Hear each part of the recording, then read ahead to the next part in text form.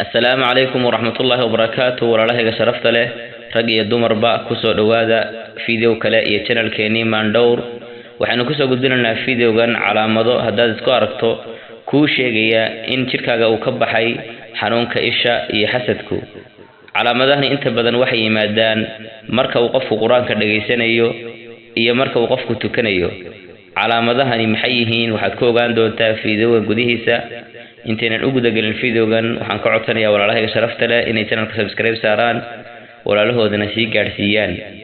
walaalayaal calaamadaha waxaa kamid ah qofka oo hamaansigiisu uu bato marka uu quraanka dhageysanayo iyo marka uu tukanayo khaasatan qofkaasi markuu sujuudsan yahay inta badan waxa ku bata hamaansiga talada la siinayo qofkaasi waxay tahay inuu dheereeyo salaada si uu usii bato hamaansigu ishana uga sii caafimaado waa calaamad ku sheegaysa qofku inuu ka soo caafimaadayo isha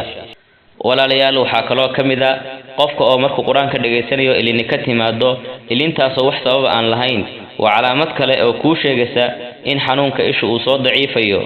ayaal waxa kale kamid ah calaamadaha ku sheegaya in qofku ka soo bogsoonayo xanuunka isha qofka oo markuu quraan akhrinayo ama uu dhageysanayo ama uu salaad ku jiro caloosha ka dareeba nabar cabaar kadibna calooshu ay socoto waa calaamad ku sheegaysa inuu qofkaasi ka soo caafimaadayo biidnillaahi xanuunka isha walaalayaal waxa kale kamid ah qofka oo dhididkiisu u bato iyadoo wax xumada aysan jirin markuu quraanka akhrinayo ama uu dhageysanayo ama uu salaad ku jiro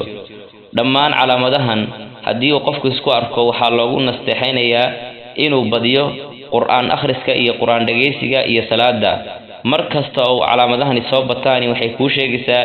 inaad ka soo caafimaadayso xanuunka isha iyo xasadka